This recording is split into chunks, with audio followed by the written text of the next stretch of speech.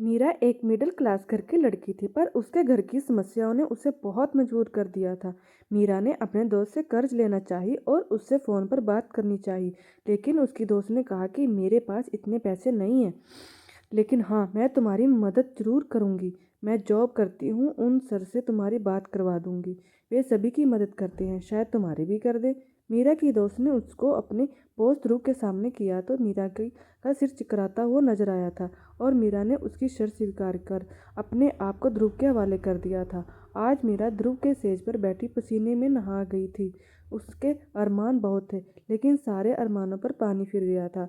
उसका ना ही घूंघट उठाया गया था, ना ही उसकी कोई मुंह दिखाई हुई थी। अधिकार तो सारे दिए गए थे, पर एक कॉन्ट्रैक्ट के तहत कुछ दिनों के लिए ध्रुव की पत्नी बन गई थी और उसे अपना सब कुछ ध्रुव को सौंपना था। और आज उस सेज पर ना ही कोई दुल्हन बैठी थी, बल्कि एक कॉन्ट्रैक्ट के तहत ब्याही गई लड़की थी, जिसने अपने सारे कपड़े खुद ही उतार कर उस बिस्तर की खूबसूरती में चार चांद लगा चुकी थी। ध्रुव ने उस कमरे में आते ही मीरा के होठों को अपने होठों में लेकर वह अपना काम शुरू कर चुका था। मीरा को शर्माने की भी इजाज़त नहीं थी। मीरा से सब कुछ कॉन्ट्रैक्ट में लिखवा लिया गया था। मीरा सिर्फ सिसकियां भर रही थी और आहें भर रही थी। यह सब उसके साथ पहली बार हो रहा था, लेकिन उसे इजाज़त नहीं थी चीखने की और ना ही अपने आप को बचाने की। ध्रुव उसके दोनों ब्यूटी बोन को पूरा लाल कर चुका था। ध्रुव भी इससे पहले किसी भी लड़की को अपने बिस्तर पर नहीं लाया था, लेकिन उसकी एक बचपन की मंगेतर थी, नव्या, जिससे वह शादी करने वाला था। और नव्या उसे बेहद मोहब्बत करती थी। इस बात से ध्रुव अनजान नहीं था, लेकिन कुछ समस्याओं की वजह से ध्रुव को यह सब करना पड़ा था। एक कहानी उस दिन शुरू हुई। क्या मैं अंदर आ सकती हूँ? एक नरम वह खूबसूरत आवाज़ पर ध्रुव ने अपनी फाइल से नज़रें उठाकर सामने देखा और उसे अंदर आने की परमिशन दे दी। सामने खड़ी 25 साल की लड़की उसकी सेक्रेटरी लवी थी। रेड कलर के कपड़ों में दुपट्टे को बड़ी अच्छी तरह से अपने कंधे पर पिन किए हुए थी। वह हमेशा की तरह बड़ी तसल्ली और बड़ी धीरज वाली लड़की नजर आती थी। वह पिछले 6 सालों से उसके ऑफिस में काम कर रही थी और ध्रुव के मिजाज को अच्छी तरह से जानती थी। सर, मुझे आपसे कुछ ज़रूरी बात करनी है, वह झिझकते हुए बोली। हाँ बोलो, मैं सुन रहा हूँ, वह कहकर फाइल एक साइड रखता अपने लैपटॉप की स्क्रीन पर झुक गया। सर, मेरी एक दोस्त है, उसे आपकी मदद चाहिए। लेवी ने हिम्मत इकट्ठी करते हुए अपनी बात को कही तो वह कीबोर्ड पर तेजी से चलाती हुई उंगलियों पर भर को रोक गया। ध्रुव ने आंखें मोड़कर उसके तरफ शक भरी निगाहों से देखा और कहा, कैसी मदद? सर, मेरी दोस्त को 15 लाख रुपए की बहुत ज़रूरत है। यह कहते ही लेवी ने नज़रें झुका ली, जैसे उसे खुद अपनी बात पर यकीन ना हो। ध्रुव का ठहाका कमरे में गूंजा और लवी ध्रुव के ठहाके पर और ज़्यादा शर्मिंदगी से नज़रें झुका गई। 15 लाख? लवी, सीरियसली? तुम जानती हो 15 लाख रुपए कितनी बड़ी रकम होती है? और मैं इतनी बड़ी रकम किसी अनजान को ऐसे कैसे दे सकता हूँ? आखिर उसे इतने पैसों की ज़रूरत क्यों है? कोई वजह तो होगी, वह गंभीरता से बोली। लली ने अपने होठों को भींचा, धीमी आवाज में बोली, जो सर, उसकी माँ का ऑपरेशन होना है, उसे ब्रेस्ट कैंसर है। डॉक्टर ने उनकी सर्जरी के लिए 15 लाख रुपए मांगे हैं। सर, वह गरीब लड़की है, घर में कमाने वाला कोई नहीं है, लेकिन सर, वह धीरे धीरे अपना कर्ज चुका देगी। बोलते हुए उसकी आवाज़ भर गई आई थी और अब उसने दोबारा नज़र झुका ली। ध्रुव ने कुर्सी की पीठ से टेक लगाते आंखों में एक अजीब सी चमक उभरी। चलो, मैं मानता हूँ, लेकिन वह लड़की खुद क्यों नहीं आई? फिलहाल पैसा उसे चाहिए तो सामने भी उसे ही आना चाहिए था। सर, वह थोड़ा लोगों के सामने जाने से डरती है और मुझे यह भी विश्वास नहीं था कि आप मदद करेंगे या नहीं, इसलिए मैंने पहले आपसे बात करनी ठीक समझी। अगर आप परमिशन देते हो तो वह आपसे मिलने आ जाएगी, वह बड़ी तसल्ली भरे शब्दों में बोली। नाम क्या है तुम्हारे दोस्त का? वह वापस लैपटॉप पर बिजी हो गया। मीरा लेवी ने धीरे से कहा, सर, आप सबकी मदद करते हैं, प्लीज़ मेरी मदद की भी मदद कर लेना, मेरी दोस्त की भी मदद कर देना, किसी गरीब का भला हो जाएगा। उसके शब्दों में थोड़ी नरमी और अपनायत दिखाई दे रही थी। ध्रुव की उंगलियां फिर से रुकी। उसने नज़र उठाकर गहरी सांस ली। हलवी, हमेशा याद रखना, इस दुनिया में कुछ भी मुफ्त में नहीं मिलता, कुछ पाने के लिए कुछ खोना पड़ता है। खैर, उसे कल ऑफिस ले आओ, मैं देख लूँगा कि मुझे उसकी मदद करनी चाहिए या नहीं। और हाँ, उसे कहना कि मेडिकल रिपोर्ट साथ लेकर आए। वह थोड़ा सा झुका और अपने सर दबाने लगा। अब आओ, जाओ और मेरे लिए कॉफ़ी लेकर आओ, मेरे सर में बहुत दर्द हो रहा है। लेवी ने मुस्कुराते हुए हाँ मैं सर हिलाया और बाहर निकल गए। ध्रुव ने थकन से भरपूर ठंडी सांस ली, लैपटॉप बंद किया और कुर्सी पर सर गिराकर आंखें मूंद ली। दिल का हाँ मीरा, मैंने सर से बात कर ली। उन्होंने हाँ तो नहीं की, लेकिन वह तुमसे मिलना चाहते हैं। कल सुबह 10 बजे उनके ऑफिस में आ जाना, देखना वह तुम्हें पैसे देंगे और बहुत जल्द सब ठीक हो जाएगा। लेवी ने उसके हाथ पर हाथ रखा तो मीरा की आंखों में आंसू तैरने लगे। उस वक्त एक रेस्टोरेंट में बैठी हुई थी। वह दोनों गहरी दोस्त थी, एक ही स्कूल में कॉलेज में साथ पढ़ी थी और दोनों अपनी हर बात एक दूसरे से शेयर करती थी और एक दूसरे की समस्याओं को बहुत अच्छी तरह समझती थी और हमेशा वह दोनों मिलकर समस्याओं को सुलझाने के लिए तैयार रहती थी। लवी, मुझे बहुत डर लग रहा था। मेरी माँ ठीक हो जाएगी ना? वह भीगी आवाज़ में बोली तो लेवी ने उसे अपने बाजू में समेट लिया। मेरी जान, घबराओ मत। जिंदगी और मौत तो भगवान के हाथ में है। हम सिर्फ कोशिश कर सकते हैं। भगवान करे तुम्हारी माँ बिल्कुल ठीक हो जाए। मैं आंटी जी के लिए ज़रूर प्रार्थना करूँगी। लेवी ने उसे तसल्ली दी। और हाँ, मेडिकल रिपोर्ट भी साथ ले आना और फिक्र मत करो। ध्रुव बहुत अच्छे इंसान है, ना जाने कितने लोगों की वह मदद कर चुके हैं। वह तुम्हारी भी मदद जरूर कर देंगे। लेवी की बात पर मीरा नम आंखों से मुस्कुरा दी और लेवी का धन्यवाद करती, उसके गले लगाती, राम का नाम लेती घर आ गई थी। मीरा के दिल में डर अभी मौजूद था, मगर कहीं ना कहीं उम्मीद की हल्की सी किरण भी जाग उठी थी। अगली सुबह मीरा एक वाइट कलर का सूट पहने, दुपट्टे को बड़े ही अच्छी तरह से अपने कंधों पर टिके और धड़कते दिल के साथ उस बड़ी बिल्डिंग पर, उस कंपनी में चमकते ऊंची इमारत पर नजर डाली जो शीशे की तरह चमक रही थी। लवी बार बार उसे तसल्ली दे रही थी, घबराना मत मीरा, तुम बस अंदर जाकर सर से सीधी बात करना, भगवान सब अच्छा ही करेंगे। लवी ने उसका हाथ थामकर दबाया। मीरा ने हल्का सा सिर हिलाया और लवी के साथ अंदर दाखिल हो गई। रिसेप्शन से जाकर वह ध्रुव के ऑफिस तक पहुंची। मीरा ने बोझल दिल से आवाज़ दी। लवी उसे बेस्ट ऑफ लक का इशारा करते हुए वापस चलेगी, जबकि मीरा घबराती हुई उंगलियां टकलाने लगी। अंदर आ जाओ। कमरे के अंदर से भारी मगर धीरे से आवाज़ आई। दरवाज़ा खुला और मीरा दबे कदमों से अंदर दाखिल हुई। ऑफ वाइट कलर के सूट में वह लड़की ध्रुव के सामने खड़ी थी। उसकी सिर्फ भूरी आंखें नजर आ रही थी। वह सादगी में ही बहुत खूबसूरत लग रही थी। आंखें झुकी हुई थी और हाथों में एक फाइल थी। वह काफ़ी देर तक सामने वाले के बोलने का इंतजार करता रहा। जब कोई ना बोला तो ध्रुव ने सर उठाया। सामने खड़ी लड़की को देखकर उसके चेहरे पर एक पल को हैरानी की लहर दौड़ गई। वह बिल्कुल वैसी नहीं थी जैसे उसने सोचा था। सामने खड़ी लड़की अपनी उम्र से काफ़ी छोटी लग रही थी, जिसकी कड़कड़ाहट उसके कांपते हुए दिल का पता दे रही थी। आंखों में नमी और सुर्खी थी, जैसे किसी भी पल आंसू टपक जाएंगे। बार बार अपनी उंगलियों को मरोड़ती और अपनी घबराहट पर काबू पाने की नाकाम कोशिश कर रही थी। सांस तेज चल रही थी और नजरें जमीन पर जमी हुई थी। ध्रुव अपनी कुर्सी पर पीठ टिके उसे बड़ी गौर से देख रहा था, जबकि वह बेबसी और झिझक की कैद में होकर हिम्मत नहीं कर पा रही थी कि सीधे उसकी आंखों में देख सके। आप मीरा हैं? ध्रुव ने गहरी निगाहें सामने खड़ी लड़की पर डाली। जी जी सर। मीरा की आवाज़ हल्की सी कांप रही थी। बैठ जाइए। ध्रुव ने सामने रखी कुर्सी की तरफ इशारा किया। मीरा ने नजर झुकाई, धीरे से कुर्सी पर बैठते हुए रिपोर्ट्स आगे कर दी। यह मेरे मम्मी की रिपोर्ट्स है सर। डॉक्टर ने कहा कि जल्दी सर्जरी जरूरी है। सर्जरी और दवाइयाँ पर जो खर्च होगा उसके लिए 15 लाख की ज़रूरत है। ध्रुव ने रिपोर्ट उठाकर बड़ी गौर से देखना शुरू कर दिया। कमरे में कुछ पल चुप्पी छाई रही। सिर्फ पेपर पलटने की आवाज़ आ रही थी। मीरा के दिल की धड़कनें उस खामोशी में और तेज सुनाई देने लगी। कुछ देर बाद ध्रुव ने फाइल बंद करके गहरी सांस ली। तो आपको मुझसे से 15 लाख रुपए चाहिए? मीरा ने बेबसी से सर हिलाया। जी सर, मैं जानती हूँ यह बहुत बड़ी रकम है, लेकिन मेरे पास और कोई रास्ता नहीं है। मैं आपको वापस करने की पूरी कोशिश करूँगी। यह मुझ पर बहुत बड़ा एहसान होगा। आपका? वह नजरें झुकाए बोली। ध्रुव ने कुर्सी की पीठ से टेक लगा ली। एक पल को मीरा के चेहरे को गौर से देखा और फिर वह उठकर मीरा के साथ वाली कुर्सी पर बैठ गया। मीरा उसके अचानक से साथ बैठने पर घबराहट का शिकार हुई। कुछ पल के लिए दोनों की नजरें मिली, लेकिन मीरा की नज़रों की ताक न मिलाते हुए नजरें झुका गई। पैसा देना मेरे लिए समस्या नहीं, 15 लाख देना मेरे लिए कोई मामूली सी बात है मीरा।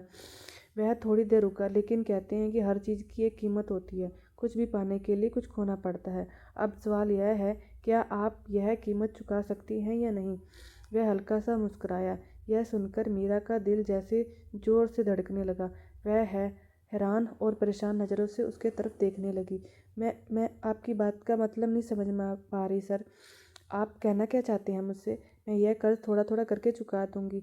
मैं वादा करती हूँ सर। आप घबराते हुए जल्दी से वह बोली, मुझे यह कहना है मीरा मीरा मीरा मुझे पैसों से कोई मतलब नहीं है। 15 लाख मेरे लिए बहुत मामूली बात है। मैं 15 लाख आज ही आपके अकाउंट में ट्रांसफ़र कर दूंगा। अगर मेरी किसी और मदद की ज़रूरत है तो मैं वह भी करने को तैयार हूँ, लेकिन मीरा मेरी एक शर्त है। वह उठकर वापस अपनी कुर्सी पर बैठ गया। कैसी शर्त होंगी सर? वह उंगलियां चटकाती परेशानी से बोली। तुम्हें मुझसे कॉन्ट्रैक्ट मैरिज करनी होगी। ध्रुव की बात पर वह अपनी जगह से जैसे पत्थर की मूरत बन गई थी। एक पल के लिए वह हिलने के लायक भी नहीं थी, जैसे जमीन उसके कदमों तले से खींच ली गई हो। आंखों में बड़ी आश्चर्य और चेहरे पर सदमे में आसार के लिए कुछ पल वह सिर्फ उसे घूरती रह गई। फिर एकदम गुस्से से बोली, क्या आपको जरा भी शर्म नहीं है एक लड़की से इतनी घटिया बात करते हुए? उसकी आवाज़ में लड़खड़ाहट थी।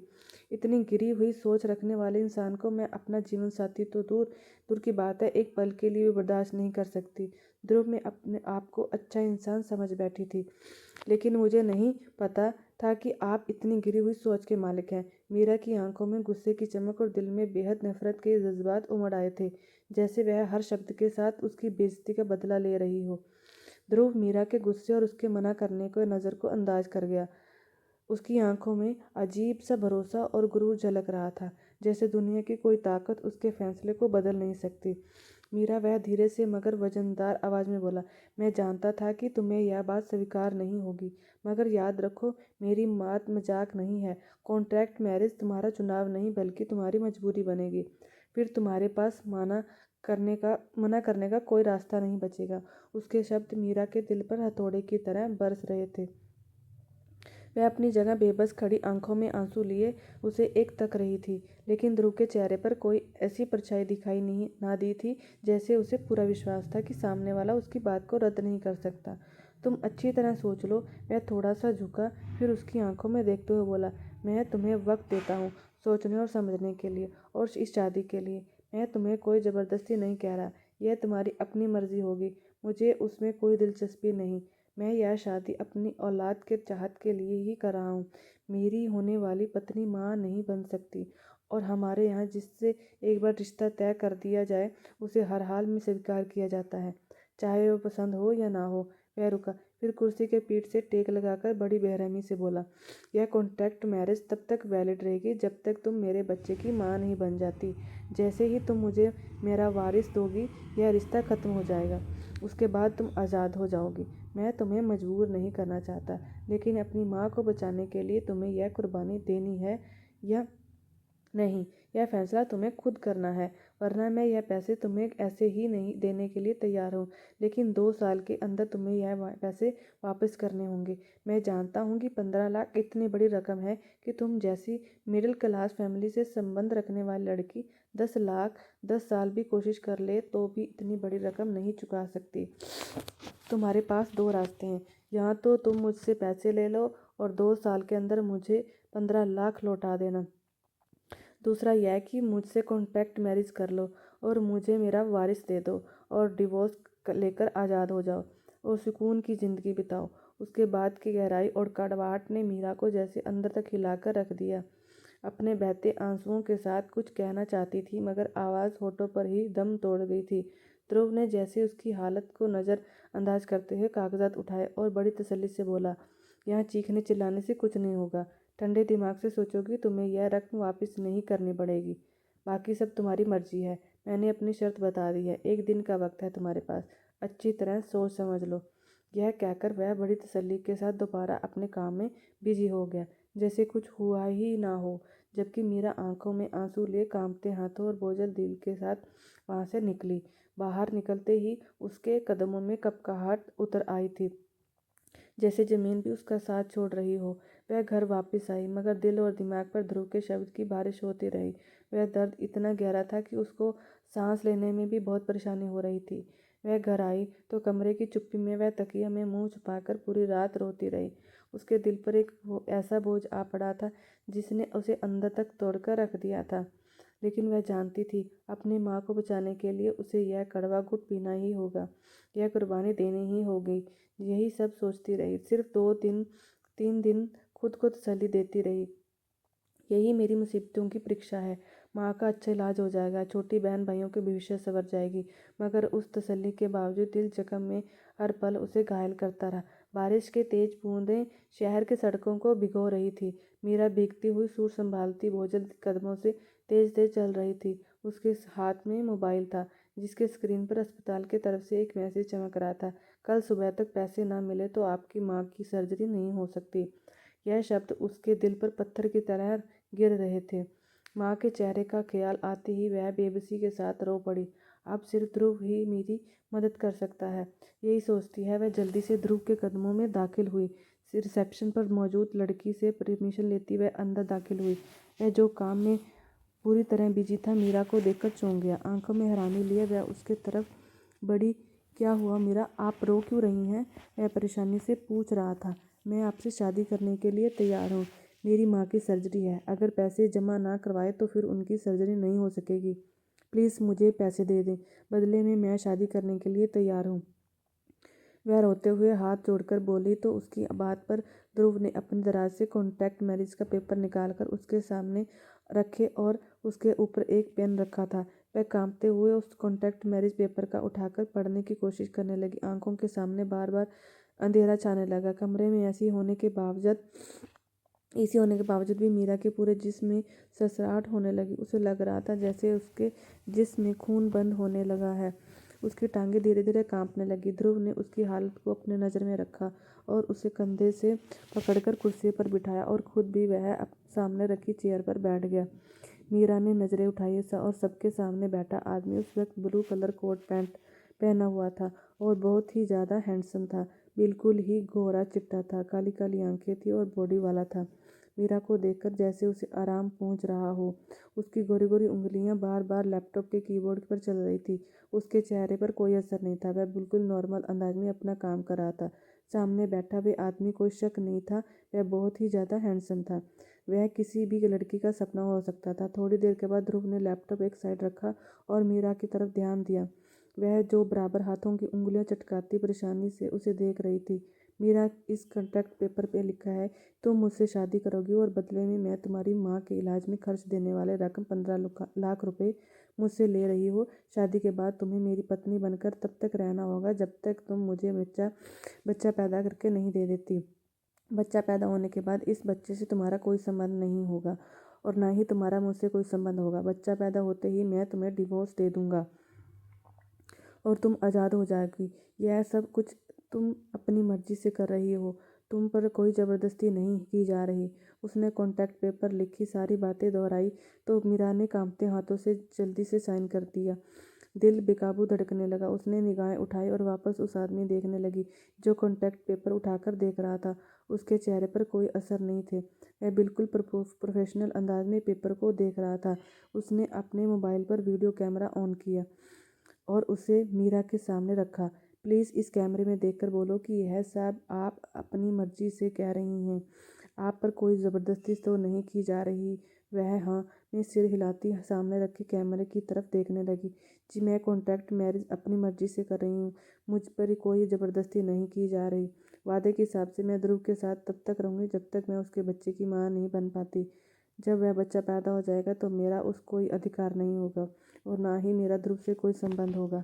यह शब्द कितनी मुश्किल से बोल पाई थी, सिर्फ वही जानती थी। ध्रुव ने मोबाइल उठा लिया। उसके बाद वह मरे कदमों से उठी और दरवाज़ों की तरफ बढ़ी। इससे पहले कि दरवाज़ा खोलकर बाहर निकलती, ध्रुव की आवाज़ पर उसे रुकना पड़ा और वह वापस उसके पास आई। मेरा ड्राइवर कल शाम को 4 बजे आपको आपके घर से पिक करेगा। आप जब तक अपने घर मुझसे पूरी बात कर लो, आपको फ़िक्र करने की कोई ज़रूरत नहीं होगी। जब तक आप मेरे पास रहेंगी, आपको फैमिली की सारी ज़रूरत का ख्याल रखा जाएगा और इस शहर से बाहर मेरा एक फार्म हाउस है, हमारी शादी वहीं होगी। वह बोला तो मीरा ने भीगी आंखों में हाँ में सर हिलाया और वह कमरे से निकल गई। मीरा के जाने के बाद वह अपनी टाई के नोट को ढीली करने के बाद वह ठंडी सांस लेने लगा। आंखों को जोर से बंद करके अपनी बेचैनी और तनाव को कम करने लगा। यह उसकी ज़िंदगी का मुश्किल फैसला था जो उसने कुछ पलों में लिया था।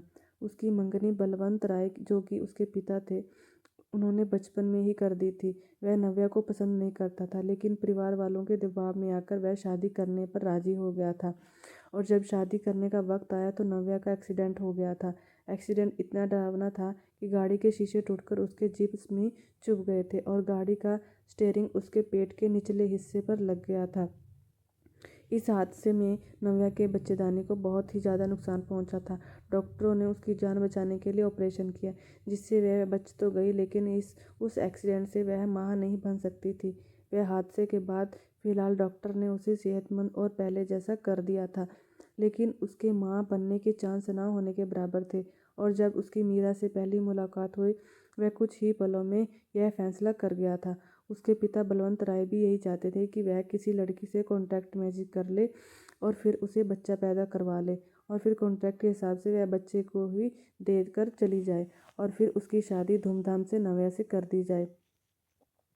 नव्या, जो कि ध्रुव की मोहब्बत में पूरी डूबी हुई थी, वह ध्रुव पर अपना अधिकार जमाती थी और यह ऐसे लगता था यह उसका कर्तव्य है, लेकिन हमेशा से ध्रुव उसे नज़रअंदाज कर देता। वह पूरे घर की लाडली थी क्योंकि वह बलवंत राय के दोस्तों की बेटी थी और उन दोनों ने दोस्तों ने एक साथ मिलकर बंगला बनाया था और वह बंगला काफ़ी बड़ा था।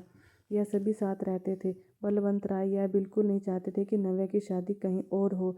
ध्रुव ने हर चीज़ बारीकी से देखा और फिर वह अपनी बीते ख्यालों में डूब गया। वह ऐसा नहीं चाहता था, लेकिन मजबूर था। इधर मीरा शहर के बिल्कुल बीचों बीच इलाकों में अंधेरे में डूबी अनगिनत गलियों की से जाते मीरा एक 4 मंजिला घर के सामने रुकी तो घर की गरीबी के एहसास और मायूसी ने उसे फिर से घेर लिया। और अगर हालात ऐसे ना होते तो वह कभी भी कॉन्ट्रैक्ट मैरिज की आड़ में अपनी इज्जत का सौदा ना करती। बाकी आम लड़कियों की तरह उसके भी बहुत सारे सपने थे, लेकिन आज वह जिस तरह का कदम उठा चुकी थी उसके बाद तो उसे सब नामुमकिन सा लग रहा था। उसने गहरी सांस भरते सारी सोचों को दूर झटकते लोहे के जंग लगे दरवाजे को बजाए तो उसकी बहन ने जल्दी से दरवाज़ा खोला था। थकन उसके चेहरे से दिखाई दे रही थी। बिखरे बालों में उसे उम्मीद भरी नज़रों से देखने लगी। मीरा अंदर दाखिल हुई और अपना कपड़ा उतारती चारपाई पर रख गई। उसकी बहनें जल्दी पानी लेकर आई, जैसे वह एक ही सांस में पी गई थी। बहन, काम हो गया, आप फिक्र न करें, कल माँ की सर्जरी हो जाएगी। ध्रुव ने वादा किया है, वह माँ की सर्जरी पर जितने पैसे की जरूरत होगी वह दे देगा। लेकिन वह बात अधूरी छोड़ गई। लेकिन क्या मीरा? उसकी 60 साल की दादी ने उसे परेशानी से देखा और फिर अपनी दादी को सब कुछ बताती चली गई। वह भी चुप हो गई थी। मीरा की इतनी बड़ी कुर्बानी पर वह खून के आंसू रो रही थी, लेकिन वह भी मजबूर थी। उसकी दादी ने अपनी पोती को गले लगाया तो दादी और पोती दोनों गले लगकर फूट फूट कर रो रही थी और अपनी पोती के सर पर प्यार करती अंदर चली गई, जबकि वह भी सोने के लिए लेट गई। लेकिन नींद आंखों से कोसों दूर थी। जबकि लवी को वह कुछ ना बता सकी। वह नहीं चाहती थी कि उसकी वजह वह और ज़्यादा परेशानी का शिकार रहे। उसने अपनी दादी को भी सख्त मना किया था कि वह लवी को इस कॉन्ट्रैक्ट मैरिज के बारे में कुछ ना बताए। 4 बज चुके थे। ध्रुव का ड्राइवर भी आ चुका था, जबकि मोहल्ले वाले जो इतनी बड़ी गाड़ी देखकर शक में पड़ रहे थे। शीतला देवी ने उनका मुंह बंद कर दिया था कि मीरा को नौकरी मिल गई है, जिसकी वजह से वह दूसरे शहर में जा रही है। उनकी आंखों में हैरानी से फैल गई थी और फिर मोहल्ले वाले भी तसल्ली में हो गए थे। वह अपने छोटे बहन भाइयों को गले लगाकर प्यार करती अपनी दादी के पास आई और शीतला देवी उसे बेहद प्यार करती रो पड़ी थी। मेरी बच्ची, भगवान तुझे ढेर सारी खुशियाँ दे। जिस तरह तू हमारे लिए कुर्बानियाँ दे रही है, देखना एक दिन भगवान जरूर तुझे उसका सिला देगा। उसका माथा चूमती बोली तो मीरा दिल से मुस्कुराती और सबको बाय करती अपना सामान लेती गाड़ी में बैठ गई। मीरा के पिता एक रोड एक्सीडेंट में मारे गए थे। उस वक्त मीरा 8वीं क्लास में पढ़ रही थी। मीरा अपने घर में सबसे बड़ी थी और मीरा की दादी और मीरा दोनों ने मिलकर पूरा घर संभाल लिया था। पिता के एक्सीडेंट के बाद मीरा की माँ की तबीयत बहुत ज़्यादा खराब होने लगी थी। उन्होंने अपने पति के एक्सीडेंट का बहुत बड़ा सदमा अपने दिमाग पर ले लिया था और उन्होंने खाना पीना महीनों तक छोड़ दिया था। मीरा और दादी ने मिलकर मीरा की माँ को संभाला था। मीरा पिता के मरने के बाद मीरा की माँ बहुत गम में हो गई थी। उन्होंने खाना पीना सब छोड़ दिया था और वह काफ़ी बीमार रहने लगी थी। उनको ब्रेस्ट कैंसर हो गया था। डॉक्टर ने बताया अभी छाती में गांठ छोटा है, ऑपरेशन से ठीक हो जाए। यह सुनते ही मीरा और दादी कुछ भी करने को तैयार थे। अब वह अपनी माँ को खोना नहीं चाहती थी। अब उसने अपने माँ के लिए इतनी बड़ी कुर्बानी दी थी। दादी ने उसे आज विदाई के नाम पर एक नया सूट और सैंडल ला कर दिया था, जिसे वह पहनकर बिना शादी के ही अपने घर से विदा हो रही थी। उसकी दादी ने उसे ढेरों आशीर्वाद दिए थे। अब गाड़ी में बैठ गई। 3 घंटों तक बराबर गाड़ी चलती रही। फिर शाम के 7 बजे गाड़ी एक बहुत बड़े फार्म हाउस के अंदर जा रुकी। नौकरानी ने उसे एक कमरे में जाने का इशारा किया तो उसका इशारा समझती अंदर दाखिल हुई। वहाँ मेकअप आर्टिस्ट खड़ी थी, जो उसे शादी के लिए तैयार करने वाली थी। मैम, आप जल्दी से नहा लीजिए, फिर हम आपको शादी के लिए रेडी कर देते हैं। 2 घंटे बाद आपकी शादी होनी है। वह उनकी बात पर सर हिलाती नहाने चली गई। नहाकर जैसे ही वह बाहर आई तो एक खूबसूरत रेड लहंगा बेड पर फैला हुआ रखा था। मीरा तो इतना खूबसूरत लहंगा देखकर बिल्कुल हैरान रह गई। वह लहंगा पहनकर जैसे ही बाहर आई तो दोनों लड़कियों ने उसका मेकअप स्टार्ट कर दिया। एक लड़की ने उसका मेकअप किया, जबकि दूसरी लड़की उसके हाथों पर पैरों पर मेहंदी लगाने लगी। और फिर 2 घंटे बाद दुल्हन बनी तैयार बैठी थी। मीरा की नज़रें बार बार शीशे पर अपने चेहरे पर नजर आ जाती थी तो वह चेहरा पलटना ही भूल जाती थी। वह लगती ही नहीं थी कि वह मीरा थी। मैम, आप बहुत प्यारी लग रही हैं। कसम से आज ध्रुव सर तो आप पर दिल जान से फिदा हो जाएंगे। वह बिल्कुल हल्का सा मुस्कुरा दी। आप प्लीज़ यह मेहंदी धुलवा दीजिए, यह सूख गई है। वह घूंघट निकाले बोली। वह हाँ में सिर हिलाती गीले कपड़े और पानी से उसकी मेहंदी धोने लगी थी। थोड़ी देर के बाद वह दोनों लड़कियां उसे बाहर ले आई, जहाँ पंडित जी और कुछ लोग भी बैठे हुए थे। वहाँ पर ही मंडप सजाया गया था। मीरा को ध्रुव के साथ वहीं मंडप पर बिठा दिया गया था। पंडित जी ने अपने रस्म को शुरू कर दिया। मीरा मरे मरे कदमों से सारी रस्मों को निभा रही थी। फिर पंडित जी ने उन्हें फेरे के लिए खड़ा किया। वह मरे मरे कदमों से सारे फेरे ले रही थी और थोड़े ही देर में सारे रस्में हो चुके थे। अब वह उसके जिस्म का मालिक बन बैठा था। शादी के बाद 2 वकील मीरा के सामने बैठे और कुछ पेपर पर साइन करवाने लगे। वह जानती थी यह कानूनी कार्रवाई किसके लिए की जा रही थी। वह नासमझ नहीं थी, अच्छी तरह जानती थी उन सब का मतलब। पेपर साइन करने के बाद खाना खिलाया गया। मीरा ने फिर भी घूंघट ना उठाया, बल्कि वह खाना भी घूंघट के नीचे से खाती रही। उसके बाद वह दोनों लड़कियां उसे एक सजाए कमरे में बिठा गई थी, जहाँ की खूबसूरती देखकर वह दंग रह गई थी। खूबसूरत खुशबूदार कैंडल, गुलाबों और फूलों की पत्तियों से उसे कमरे की सजावट की गई थी।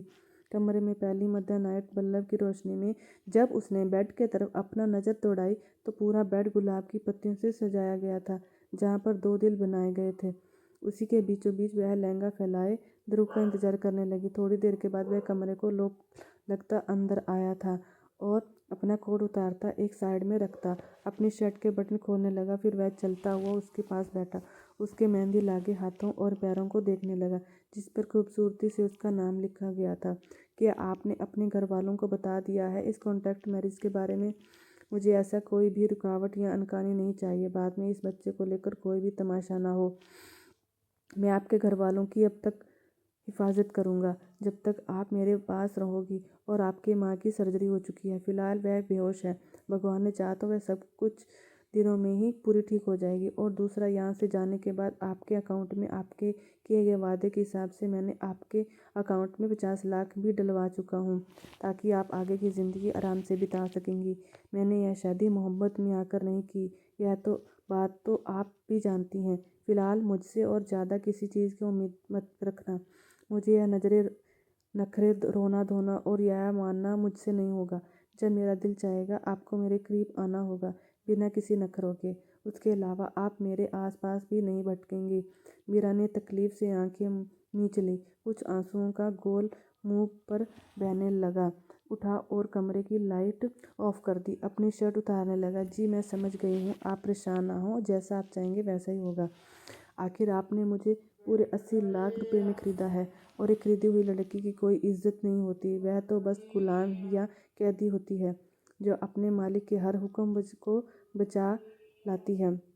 वह कांपती आवाज़ में बोली तो ध्रुव ने उसके ताने भरे शब्दों पर अपने होंठ पीछे खूबसूरत लहंगे के दुपट्टे को एक साइड करता उसके साथ लेट गया। ध्रुव के ने उसका घूंघट तक न हटाया, उसे देखने तक गवारा न किया।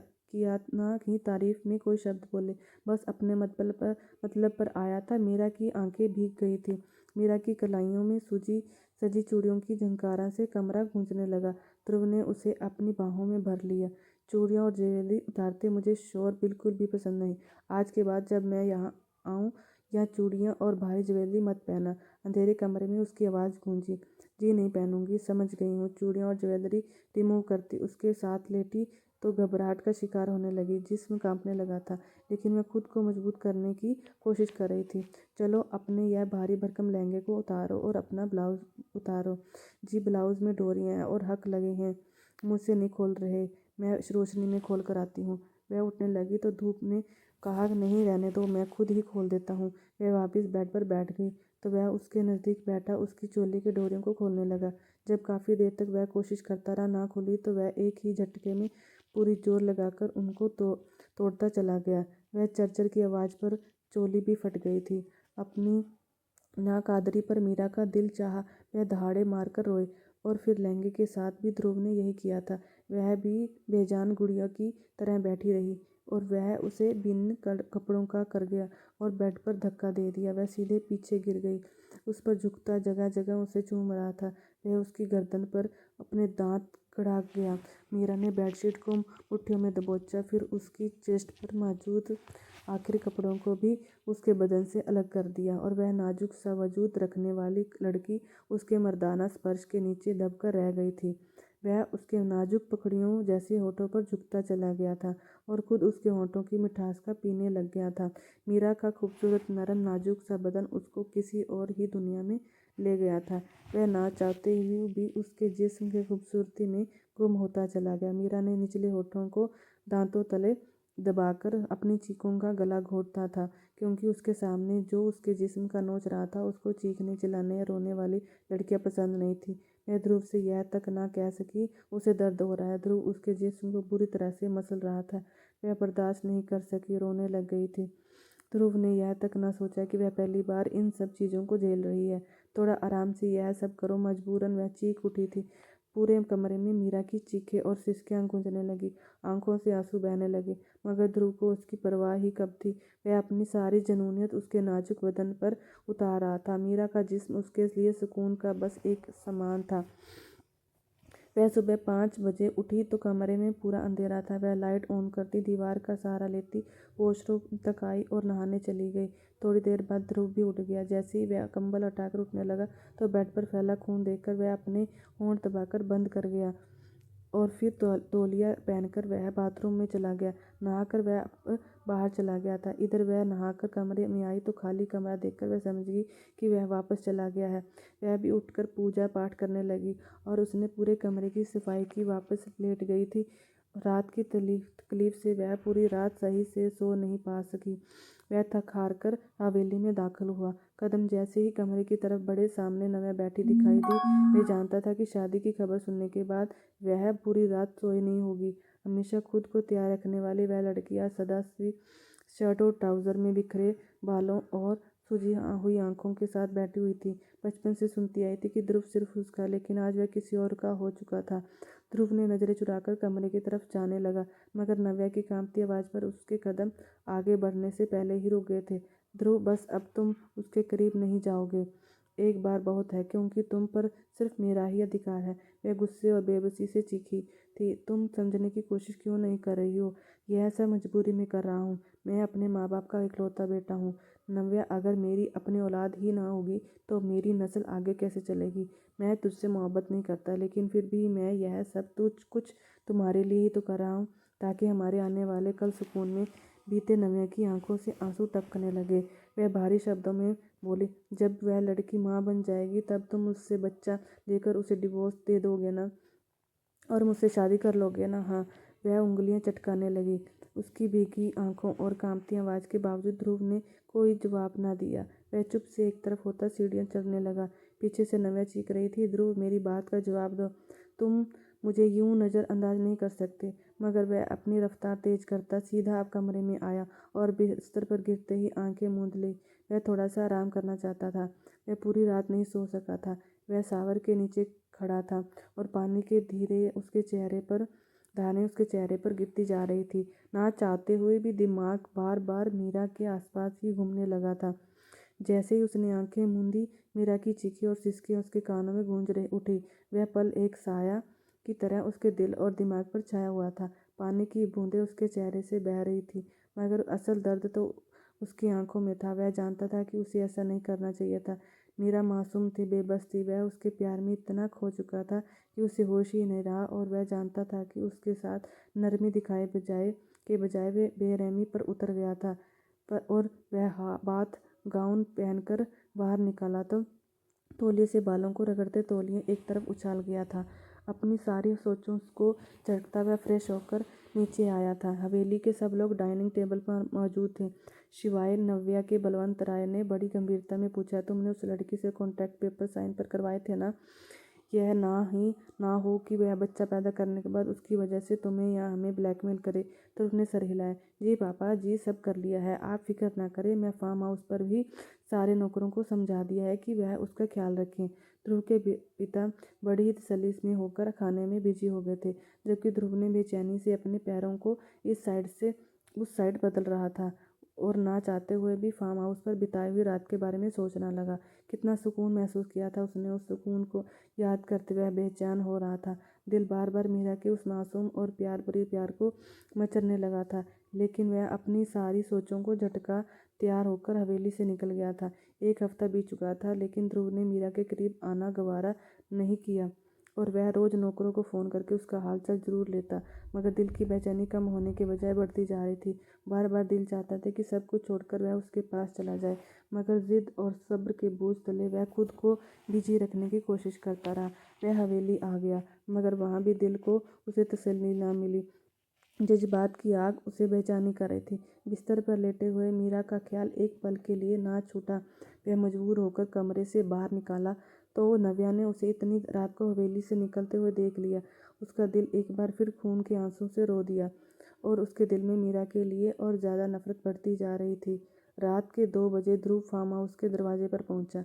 वह धीरे से अंदर दाखिल हुआ तो कमरे में बिल्कुल अंधेरा छाया हुआ था, मगर चुप्पी में भी किसी भी की भारी सांसों की आवाज़ गूंज रही थी। दरवाज़ा बंद होने की आवाज़ पर मीरा चौंक गई और सहम कर उठ बैठी। ध्रुव आप हैं? उसने कांपती आवाज़ में पूछा। ध्रुव उसके सही अंदाजे पर हैरान रह गया। तुम्हें कैसे पता चला? कमरे में तो अंधेरा है। वह धीरे धीरे बेड के करीब आया और शर्ट उतारकर एक तरफ रख दी। जी, आपकी बॉडी के परफ्यूम से पहचान गई हूँ, वह धीरे से बोली। फिर झुकते हुए बोली, मैं कमीज़ उतार चुकी हूँ, आप आ जाइए बेड पर, मैं तैयार हूँ। उसके शब्दों की कपकहाट ध्रुव से छुपी ना रह सकी। वह रुक सा गया और नरम शब्दों में बोला, नहीं, तुम मेरी कमर दबा दो, हवेली से आते आते थक गया हूँ। बदन रिलैक्स होगा तो ही मैं तुम्हारे पास आऊँगा। एक हफ्ते से जो बेचैनी उसके जिस्म में समाई थी, अब उस बेचैनी का नामो निशान तक नहीं था। जब मैं दबा देती हूँ। जी, मैं दबा देती हूँ, वह धीरे से बोली और झिझकते हुए ऊपर बैठकर उसकी कमर दबाने लगी। काफ़ी देर तक यूं ही उसकी कमर दबाती रही। ध्रुव ने पलटकर सीधा होना चाहा तो मीरा लुढ़क बेधड़क उसके ऊपर जा गिरी थी। वह पल दोनों के लिए अजीब सा था। सांसों की तेज धड़कने से एक दूसरे के जिस्म आपस में रगड़ने खाने लगी। कमरे की चुप्पी और हवा उनके करीब आती सांसों ने भर गई। ध्रुव ने एकदम मदहोशी में पूछा, तुम्हें यहाँ डर तो नहीं लगता ना? नहीं, मैं ठीक हूँ, मीरा ने बड़ी मुश्किल से कहा। उसकी इतनी नज़दीकी पर मीरा के दिल की धड़कनें तेज हुई थी। ध्रुव ने उसकी कमर को मजबूती से पकड़ा तो वह कांपने लगी। वह उसके चेहरे पर उंगलियां ट्रेस करते बोला, पहली बार जब तुम मेरे करीब आई थी तो बहुत रोई थी। उसके लिए मैं तुमसे माफ़ी मांगना चाहता हूँ। उस वक्त मुझे अपना होश नहीं था, कुछ ज़्यादा ही तुम पर बेरहमी कर गया था। वह पल भर रुका और उसको बेड पर गिर गया और उसकी गर्दन पर अपने होंठ रखता वह कांपते हुए बेडशीट को मुट्ठियों में जकड़ गई और अपनी कमीज़ पहले ही उतार चुकी थी। वह अपनी बात चालू करते बोला, लेकिन आज मैं कोशिश करूँगा कि तुम्हें ज़्यादा तकलीफ़ ना हो। यह कहकर वह धीरे धीरे उस पर झुकने लगा, मीरा के वजूद को अपनी पकड़ में ले गया। ध्रुव, धीरे धीरे करिए प्लीज़, मुझे दर्द हो रहा है, वह उखड़ती सांसों के बीच बोली थी। लेकिन वह तो इतना मदहोश हो चुका था कि उसे मीरा की कांपती आवाज़, उखड़ती सांस तक सुनाई नहीं दी। दे रही थी। काफ़ी देर के बाद वह तौलिए से पसीना पोंछता उससे दूर हुआ और बिस्तर पर सुकून से आंखें बंद करता सोने की कोशिश करने लगा। लेकिन मीरा की हालत ठीक नहीं थी। वह अभी भी धीरे धीरे कांप रही थी। पूरे जिस्म दर्द की लहर उठ चुकी थी। वह सोने की कोशिश करने लगी लेकिन सो ना सकी। फिर अचानक ध्रुव ने उसे अपनी तरफ खींचकर बाहों में भर लिया। वह भी सुकून महसूस करती उसके सीने में मुँह छुपा गई। वह, क्या हुआ, क्यों रो रही हो? मुझे थोड़ा दर्द हो रहा है। वह एक ही सांस में इतने सारे सवाल कर गई। जी, थोड़ा सा दर्द हो रहा है। उसकी नाक की टिप को चूमता पीछे हुआ और वह उसके प्यार पर ध्रुव के सीने में ही छुपाने लगी थी और मीरा की इस हरकत पर ध्रुव के होंठों पर मुस्कुराहट पड़े थे। फिर वह सुकून से आंखें मूंद गया। सुबह की मध्यम करने खिड़की से छन छन कर अंदर आ रही थी। ध्रुव जैसे ही जागा तो आंखें मसलने लगा। आज वह बहुत ज़्यादा सो गया था। ज़्यादातर 8 बजे उठ जाता था। आज दोपहर के 12 बज रहे थे। जैसे ही नज़र साथ सोए हुए उस हुस्न के जिस्म पर पड़ी तो दिल तेजी से धड़कने लगा। उस पल वह हैरान रह गया कि कोई इतना खूबसूरत भी हो सकता है क्या। ना जाने कितने पल उसका दिल ना धड़का सका। लंबे घने और काले रेशम जैसे बाल उसके ऊपर से नीचे एक बिखरे हुए थे जिनमें रोशनी पड़ते चमक और ज़्यादा भी पड़ रही थी। वह बड़ी तसल्ली और सुकून की नींद में उसके बाजू पर सर रखे सो रही थी। ध्रुव के हिलने पर वह जरा सी कसम खाई तो उसने नरमी से उसका सर तकिए पर रखा और खुद टकटकी बांधकर उसके पूरे बदन को देखने लगा। गुलाब से नाजुक होती वह दूध जैसी रंगत वाली छोटी सी नुकीली नाका जहाँ एक छोटी सी सफ़ेद लौंग चमक रही थी और नाजुक सी हुर की परी जो उस वक्त ध्रुव की शर्ट में छुपी हुई थी। माथे पर हल्के हल्के पसीने की कतरे उसे और भी अलग बना रहे थे। वह पूरी तौर पर उसके रंग में रंगी हुई लग रही थी। ध्रुव को ऐसा लगा जैसे यह लड़की उसकी ज़िंदगी का सबसे खूबसूरत तोहफा है। वह अब वह ज़िंदगी भर उसे दूर नहीं रह सकता। मोहब्बत ने पहली ही नज़र में उसके दिल पर मोहर लगा दी थी। वह बहुत ही प्यार से उसके होंठों पर झुकता हल्के से उसके होंठों पर होंठ रख गया। उसके होंठ मुस्कुराहट में ढीले पड़ गए। वह बेड से उठ गया था और फ्रेश होने के लिए वॉशरूम चला गया। खटके की आवाज़ पर मीरा ने हल्के सी आंखें खोली तो सामने ध्रुव पैंट पहने और बनियान लिए खड़ा बालों में कंघी कर रहा था। वह ध्रुव को देखकर घबराहट की शिकार होने लगी। वह जल्दी से उठी तो दर्द की एक लहर से चकराकर रह गई। वह खुद को संभालनी जल्दी से दोबारा कंबल में खुद को छुपाने लगी जो सिर्फ ध्रुव के शर्ट पहने हुए थी। ध्रुव जी शीशे से में उसकी सारी हरकतें देख रहा था। चुप से उसके तरफ आया तो वह जल्दी से चेहरा छुपाने लगी। मीरा ने शर्म से नजरें झुका ली। मेरी शर्ट दो, वह बोला और अपनी हंसी को कंट्रोल करने लगा। मेरे पास नहीं है आपकी शर्ट, वह कहते ही जल्दी से कंबल में घुसने लगी। यह जो तुमने पहनी है ये ना, यह क्या है बताओ, चलो जल्दी दो, मैं अपने साथ कोई कपड़ा नहीं लाया, मुझे बाहर जाना है, मैं ऐसे नहीं जा सकता। वह पैंट के जेब में हाथ डाले बड़े मज़े से बोला तो वह रोती हुई शक्ल बनाकर, मैंने नीचे कुछ भी नहीं पहना हुआ, आप प्लीज़ मुझे मेरे कपड़े दे दें और थोड़ी देर के लिए प्लीज़ बाहर चले जाइए, मैं अभी उतार कर देती हूँ। वह उसकी हालत को समझ रहा था। यह क्या बात हुई? पति हूँ मैं तुम्हारा, 2 बार मैं तुम्हारे पास आ चुका हूँ। अब तक वे तो तुम्हारी शर्म उतार जानी चाहिए थी। तुम अभी भी शर्मा रही हो। बराबर निगाहें उस पर जमा हुए थे और वह शर्म से कंबल से निकलने का नाम नहीं ले रही थी। लाइट बंद होती तो इतनी घबराहट नहीं होती। प्लीज़ तुम मेरे साथ ऐसा ना करो। अब बाकायदा हाथों में चेहरा गिराए रो दी। मेरा यार क्या हो गया? मैं मजाक कर रहा था तुम्हारे साथ, प्लीज़ रोना बंद करो। यह वह उसकी बाहों में भरता प्यार से बोला। अच्छा मेरी तरफ देखो, मैंने कहा मेरी तरफ देखो मेरी जान। और इतने प्यार से बोला कि मीरा का दिल बेकाबू धड़कने लगा। वह उसके चेहरे की तरफ देखने लगी तो वह जैसे उसकी आंखों में घुस गई। ध्रुव ने बड़े प्यार से उसके गाल पर अपने होंठ रखा तो वह जान से कांप उठी। अब जल्दी से तैयार होकर नीचे आओ, मैं इंतज़ार कर रहा हूँ। वह चला गया था लेकिन वह अभी तक उसके ख्यालों में से उसके प्यार से बाहर नहीं निकली थी। वह जल्दी से वॉशरूम भागी। फ्रेश होकर वह बाहर आ गई। गीले बालों में ही चुटियाँ बनाकर वह साड़ी पहनकर बाहर आई थी। वह किचन में खड़ा शर्ट लेस ही नाश्ता बना रहा था। यह लीजिए आपकी शर्ट, वे उसके तरफ शर्ट बढ़ाकर बोली तो वह मुस्कुराता हुआ उसे लेकर पहनने लगा। नीचे के 3-4 बटन बंद करता वह वापस काम में बिजी हो गया था। थोड़ी देर बाद उसने उसके सामने आमलेट, ब्रेड और एक पराठा रखा और फिर कपों में चाय डालकर वह कुर्सी पर बैठ गया। अभी भी उंगलियां चटका रही थी। मेरा खाना खा लो, वह घूंघट किए हुए खाना खाने लगी। ध्रुव को उसका यह अंदाज़ा बहुत बुरा लगा। मेरा, तुम चेहरे से घूंघट हटा सकती हो, कल रात मैं तुम्हारे अंग अंग को देख चुका हूँ, अब तुम्हें चेहरा छुपाने का क्या फ़ायदा। और मैं तुम्हारा पति हूँ, मुझसे क्यों कैसे शर्माना। मैंने सब नौकरों को आज के दिन छुट्टी दे दी है, तुम्हें घबराने की कोई ज़रूरत नहीं है। फार्म हाउस पर कोई भी नहीं है। वह सर हाँ में हिलती चेहरे से अपना घूंघट उठा गई और खाने में बिजी हो गई। हल्की हल्की बातों से वह उसके झिझक खत्म कर चुका था। अब वह बिना घबराए जवाब दे रही थी। एक खूबसूरत और भरपूर दिन बिताकर वह उस फार्म हाउस को छोड़कर हवेली वापस आ गया था, जहाँ बलवंत राय और नव्या की शिकायतों पर उसकी क्लास लगाए बैठी थी। तुम रोज फार्म हाउस क्या करने जाते हो ध्रुव? कहीं उस लड़की से दिल तो नहीं लगा लिया? बलवंत राय बोले तो वह नजरें चुराने लगा। यह आप कैसी बातें कर रहे हैं? जब से शादी हुई मैं उसके नज़दीक सिर्फ एक बार गया हूँ। कल रात भी मेरी बहुत इम्पोर्टेंट फाइल वहाँ रह गई थी, मुझे उस फाइल पर काम करना था, इसलिए गया था। मैं वहाँ उसके नज़दीक तक नहीं गया, तुम्हारे दूसरे कमरे में बैठकर काम करता रहा। थोड़ी देर सो गया, फ्रेश हो गया हो हुआ और आ गया। मैंने मीरा की शक्ल भी नहीं देखी, वह लड़की हर वक्त घूंघट में रहती है। अब अगर विश्वास हो गया हो तो मैं जाऊं? वह नव्या की तरफ पलटा, दांत पर दांत जमाए बोला। तो नव्या भी गुस्से में थी और कहने लगी, अंकल जी मुझे पूरा विश्वास है, ये झूठ बोल रहा है। कल रात यह 1 बजे से इस हवेली से चला गया था और गुस्से से चीखी। नव्या तुम्हें समझ क्यों नहीं आती? मुझे उस लड़की के करीब जाने का कोई शौक नहीं, मजबूरी में गया था। अब अगर तुमने मुझे इस तरह बदतमीजी से बात की तो नव्या, मैं कसम खाता हूँ तुमसे शादी कभी नहीं करूँगा। मैं तुम्हारी बदतमीजी बर्दाश्त नहीं कर सकता। इसका मतलब यह नहीं कि तुम कुछ भी बोलो। और वह गुस्से से ही बोला, अच्छा ना ध्रुव, गुस्सा मत करो, तुम उसके नज़दीक रोज नहीं जाओगे। और उसकी शर्ट के बटन से खेलने लगी। ध्रुव का सब्र जवाब दे गया था। वह ठंडी सांस छोड़ता बोला, अच्छा अगर उसके करीब नहीं जाऊंगा तो बच्चा आसमान से टपकेगा क्या? नव्या तुम्हारे अंदर अकल है या नहीं? इस तरह तो वह पूरी ज़िंदगी फार्म हाउस में ही बैठी रहेगी। तो फिर तो हमारी शादी हो गई, उसके नज़दीक जाऊंगा तो ही हमारा बच्चा होगा, ना तुम्हें यह कड़वा घुट पीना होगा। वरना इस तरह रोज़ मेरी शिकायतें मेरे पिता के सामने करती रहोगी तो अपने लिए कोई और लड़का ढूंढ लो, फिर मुझसे शादी करनी ही करना।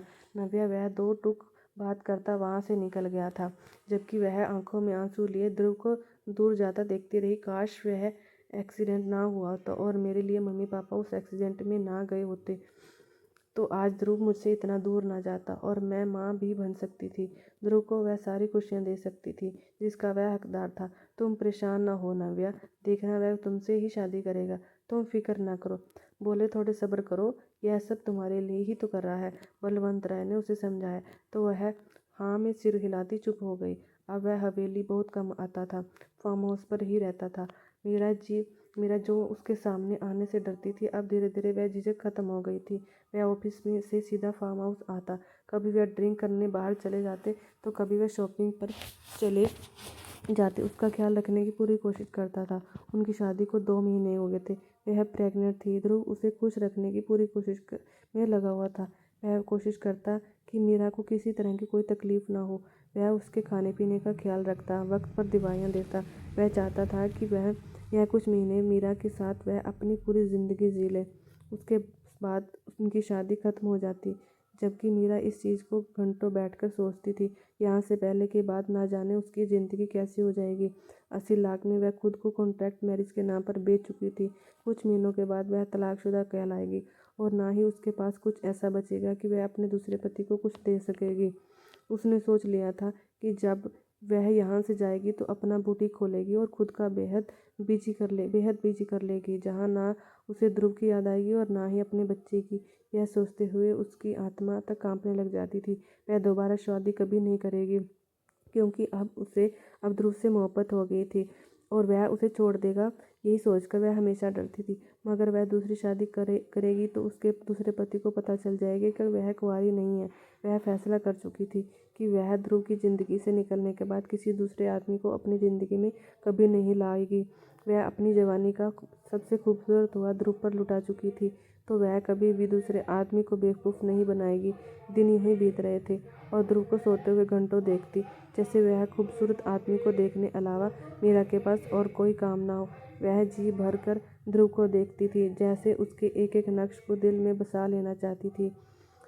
हो क्या पता फिर उसे यह चेहरा दोबारा देखना किस्मत में ना हो और कभी उसके दिल में ममता जग उठे। अपने पेट में पलते बच्चे के बारे में सोचकर घंटों रोती, मुझे माफ़ कर देना मेरे बच्चे, अपनी माँ को माफ़ कर देना, मैं मजबूर थी। उन्हें उन्हीं सोचों में कब 9 महीने बीत गए उसे पता ही नहीं चला था। 9 महीने बीतने के बाद मीरा को अस्पताल ले जाया गया। दर्द बहुत ज़्यादा थी और वह तकलीफ में तड़प रही थी, पसीने से भीगी हुई थी।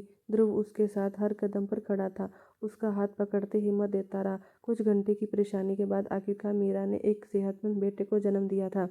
ध्रुव के हाथों में नन्ही सी जान आई तो उसकी आंखें खुशी और दर्द से भीग गई। वह पल शायद उसकी ज़िंदगी का सबसे कीमती पल था। लेकिन जब दिमाग में यह सोच पैदा हुई कि अब उसे हमेशा हमेशा के लिए मीरा से अलग कर दिया जाएगा, वह ज़ोर से मुट्ठियाँ बंद कर गई। आंखों में खून के आंसू भर चुके थे। वह जानता था अगर वह मीरा को अपने पास रखने की बात करता तो घर में एक कोहराम मच जाता। वह भी अब मीरा के बिना नहीं रह सकता था और ना ही अब उसे छोड़ सकता था। अभी वह इस बारे में कुछ सोचता, नौकरों के जरिए बलवंत राय तक यह खबर पहुंच चुकी थी कि मीरा मां बन गई है। तो पूरा परिवार अस्पताल पहुंचा था। बड़े हॉल में कदमों की छाप और चेहरे की गंभीरता ने मीरा का दिल दहला दिया था। वह कमजोर जिस्म के साथ बिस्तर पर लेटी थी और ध्रुव को देख रही थी, जिसके चेहरे पर तकलीफ के साफ असर दिखाई दे रहे थे, जिसे वह छुपाने की नाकाम कोशिश कर रहा था। बलवंत राय ने आगे बढ़कर बच्चे को उठा लिया और कहा, यह बच्चा हमारा है, इसे हवेली में लेकर जाएंगे। यह रस्म है हमारे परिवार की और यही फैसला है। तुमने कॉन्ट्रैक्ट मैरिज पर साइन किए थे। तुम्हारा इस बच्चे से कोई संबंध नहीं होगा। आप अपना वादा पूरा करो और इस बच्चे को हमारे हवाले कर दो। मीरा का दिल जैसे ही किसी ने मुट्ठी में जकड़ लिया। ओह! आंखों से आंसू बहने लगे, होंठ कांपते गए। प्लीज़ मेरा बच्चा मुझे दे दो, मैं उसके बिना नहीं रह सकती। प्लीज़ मुझे मेरा बच्चा वापस दे दो, यह बहुत छोटा है, मैं मर जाऊंगी इसके बिना। वह उनके सामने हाथ जोड़ते बोली। वह लड़की जो हर वक्त घूंघट में रहती थी, अब वही बिना दुपट्टे के खुले बालों में खड़ी बलवंत राय से अपने बच्चे की भीख मांग रही थी। ध्रुव, प्लीज़ मुझे मेरा बच्चा दे दो। आप उनसे कहो ना, मुझे मेरा बच्चा वापस दे दो। अभी वह बहुत छोटा सा है, मैं नहीं रह सकती उसके बिना। तुम अपनी मंगेतर से भी शादी कर लो, मुझे कोई एतराज़ नहीं है। बस अपनी हवेली में मुझे अपने बच्चों की आया की तरह तौर पर रख लो। हवेली के सारे काम कर दूंगी, लेकिन प्लीज़ मुझे मेरे बच्चे से अलग मत करो। ध्रुव अपनी तकलीफ को नज़रअंदाज करते उसके कदमों पर में गिरकर माफ़ी मांग रही थी। ध्रुव वही बुत बना खड़ा रह गया, मगर किसी ने उसकी फरियाद ना सुनी। औरतें और मर्द सब बच्चे को गोद में लिए एक दूसरे को बधाइयाँ देने लगे। फिर रस्म और रिवाज के नाम पर वह नन्ही सी जान को मीरा के गोद से अलग कर गए, हवेली ले गए और वही मीरा की आत्मा को भी अपने साथ ले गए थे। वह कमज़ोर आवाज़ में बार बार दोहराती, मेरा बच्चा ध्रुव, मेरा बच्चा मुझे वापस दे दो। लेकिन जवाब में सिर्फ दरवाज़ा बंद होने की आवाज़ आई। उस दिन मीरा ने महसूस किया वह सिर्फ एक सौदा था। माँ होने के बावजूद अपने ही जिस्म का हिस्सा खो चुकी थी। उसे अपने ही बच्चे पर कोई अधिकार नहीं था। उसके दिल की चीखें अस्पताल की दीवारों में कैद हो गई, मगर कोई उसका दुख सुनने वाला नहीं था। ध्रुव उसे फार्म हाउस लाया था ताकि वह खुद को संभाल सके। मेरा थोड़ा सा सब्र रखो, सब ठीक हो जाएगा। मैं पूरी कोशिश करूँगा, घर वालों से बात करूँगा। तुम फिक्र न करो, मैं वापस हवेली जा रहा हूँ। तुम रेस्ट करो। लेकिन मीरा गुमसुम बैठी रही। वह ठंडी सांस छोड़ता गाड़ी में बैठा था। वह थोड़ी देर के लिए हवेली जाना चाहता था ताकि वह किसी तरह अपने घर वालों को मनाकर बच्चे को वापस ले आए। वह मीरा को इस हालत में नहीं दे सकता था। यही सोचकर वह हवेली वापस आया था। पापा प्लीज़, आप लोग समझने की कोशिश करें। मेरा बच्चा अभी बहुत छोटा है, उसे अपनी माँ की ज़रूरत है। आप कहेंगे तो मैं मीरा से मिलने नहीं जाऊँगा, नव्या से भी शादी कर लूँगा। प्लीज़। अभी वह उससे बात कर ही रहा था कि उसे फार्म हाउस से फ़ोन आया। उसे पता चला कि मीरा फार्म हाउस से चली गई है। यह सुनकर उसके कदमों तले से ज़मीन निकल गई थी। वह वापस फार्म हाउस आया तो खाली कमरा देखकर ध्रुव का दिल जैसे धड़कना ही भूल गया था। वह मीरा के घर आया था, लेकिन घर में ताला लगा देखकर वह बहुत परेशान हुआ था। आसपास के लोगों से पता चला कि वह 1 महीने से पहले ही घर छोड़कर जा चुकी हैं। वह 1 महीने पहले ही मीरा के अकाउंट में उसके तय किए गए पैसे को भी डाल चुका था। उसे अंदाज़ा नहीं था कि इतनी जल्दी वह घर छोड़ देगी, लेकिन वह नहीं जानता था कि जिस दिन ध्रुव ने अकाउंट में पैसे भेजे थे, उसके अगले दिन ही वह उस घर को बेचकर कहीं और शिफ्ट हो चुके थे। वह लवी के घर भी गया था, लेकिन हैरानी की बात यह थी कि वह उसके कॉन्ट्रैक्ट मैरिज के बारे में कुछ भी नहीं जानती थी और दूसरा यह भी नहीं जानती थी कि वह लोग कहाँ गए थे। इन सब के बाद वह टूट चुका था। खुद को कसूरवार ठहरता वह एक लड़की की ज़िंदगी बर्बाद कर चुका था, बल्कि एक बच्चे को उसकी माँ से भी अलग कर चुका था। अब किसी लड़की को भी अपनी ज़िंदगी में शामिल नहीं करना चाहता था। वह नव्या से भी शादी करने से मना कर चुका था। शुरू में उसके पापा और उसकी मम्मी इस बात को लेकर बहुत गुस्सा रहे। कैसे वह नव्या से शादी करता जब वह उससे मोहब्बत ही नहीं करता था, और शादी करके वह नव्या की ज़िंदगी बर्बाद नहीं करना चाहता था। फिर बाद में बलवंत राय ने नव्या की शादी अपने कॉलेज के दोस्त के बेटे से करवा दी थी, जो उसे बहुत चाहता था। नव्या की उस कमजोरी को भी स्वीकार कर चुका था। वह कभी माँ नहीं बन सकती। पुष्कर को इस चीज़ से कोई फर्क नहीं पड़ता था, क्योंकि वह उससे मोहब्बत करता था। और भगवान का चमत्कार यह हुआ कि शादी के सिर्फ 1 महीने बाद ही उसे यह खबर मिली कि वह माँ बनने वाली है, और फिर 9 महीने बाद उसके यहाँ एक प्यारी सी बेटी ने जन्म लिया था। वह अपनी ज़िंदगी से बहुत खुश थी। वह अपने भगवान का धन्यवाद करते नहीं थक रही थी। उसे औलाद जैसी खुशी उसकी किस्मत में लिखी थी, और उसे इतनी प्यारी सी लक्ष्मी दी थी। ध्रुव अपने बच्चे को खुद ही संभाल रहा था। दिन के वक्त वह नव्या के पास होता, और शाम को वह ऑफिस से फ्री होकर अपने बच्चों को नव्या से ले लेता। नव्या दोनों बच्चों को संभाल लेती थी। जब से मीरा ध्रुव की ज़िंदगी से गई थी, वह तो हंसना ही भूल गया था। आज वह दोनों अपने अपने बच्चों की शॉपिंग के लिए एक मॉल में बैठे हुए थे, जहाँ बच्चों के कपड़ों की बहुत अच्छी वैरायटी मिलती थी। नव्या, यह देखो, यह कैसा है? वह नव्या से पूछ रहा था। नहीं, कलर अजीब सा है, मुझे बिल्कुल पसंद नहीं आया। यह देखो, यह कैसा है? ध्रुव ने हाँ में सिर हिला दिया। वह ढेर सारी शॉपिंग करके घर की तरफ चल पड़े थे कि रास्ते में ही गाड़ी खराब होगी। ध्रुव, क्या हुआ? नव्या, गाड़ी गर्म हो गई है, पानी डालना पड़ेगा। तुम यहाँ बैठो, मैं यह सामने वाले घर से पानी लेकर आता हूँ। वह सिर हिलाती बच्ची की तरफ ध्यान देती। ध्रुव ने ठंडी सांस छोड़ी और सामने वाले घर का दरवाज़ा बचाया तो कौन है? अंदर से एक बूढ़ी औरत की आवाज़ आई। जी आंटी, मुझे थोड़ा सा पानी मिल जाएगा, मेरी गाड़ी गर्म हो गई है। वह यह सब कहकर बिल्कुल चुप हो गया था। अच्छा बेटा, 2 मिनट दो, देती हूँ। जैसे ही दरवाज़ा खोल वह दंग रह गया था। आप? वह शीतला देवी के हाथ से पानी का जग जमीन पर गिर गया था। नव्या भी दोनों बच्चों को लेकर गाड़ी से बाहर निकल आई थी। मीरा कहाँ है आंटी? मुझे उनसे बात करनी है, वह बड़ी गंभीरता से पूछा। जब कोई जवाब नहीं आया तो वह गुस्से से दरवाज़ा खोलता अंदर दाखिल हो गया। शीतला देवी उसे रोकती रही, लेकिन वह रास्ते में आई हर चीज़ को ठोकर मारता चला गया। मम्मी, इतना शोर क्यों है? कौन आया है? सामने से आते ध्रुव को देखकर वह दंग रह गई। इतनी मुश्किल से तो वह जिंदगी की तरफ लौट आई थी, अब फिर ध्रुव उसकी ज़िंदगी में वापस आ गया था। वह गंभीरता से उसके चेहरे पर नजर गाड़े खड़ा था। ध्रुव, प्लीज़ गुस्सा ना करो, 2 साल बाद मिली है तुम्हें, तसल्ली से बैठकर उससे बात करो। नव्या ने उसे समझाना चाहा। कैसे आराम से बात करूं नव्या? यह लड़की मुझे अपनी मोहब्बत में कैद करके बिना बताए फार्म हाउस से चली गई थी, और तुम कह रही हो आराम से बात करूं? 2 साल नव्या, 2 साल? कहाँ कहाँ नहीं ढूंढा मैंने इसे, मैं ही पागल था। नव्या जो इस लड़की से प्यार कर बैठा था, वह अपना होंठ बीच गया, और सामने खड़ी लड़की जो कहर भरी आंखों से आग लिए खड़ी थी, वह यही समझी कि ध्रुव उसे हमदर्दी के लिए यह सब बातें कर रहा है। वह उस वक्त इतनी डिस्टर्ब थी कि उसे कुछ समझ नहीं आ रहा था। और तुम्हें क्या मुझ पर विश्वास नहीं था जब मैंने तुम्हें कहा था थोड़ा हिम्मत से काम लो और थोड़ा इंतज़ार करो, मैं सब ठीक कर दूंगा? तुमने मेरा विश्वास क्यों नहीं किया? बताओ मुझे। वह गुस्से से चीखा तो वह डर गई थी। ध्रुव, मेरा बच्चा कहाँ है? भगवान के लिए मुझे बता दो, मेरा बच्चा कहाँ है? मैं अपने बच्चे के लिए पल पल तड़प रही हूँ।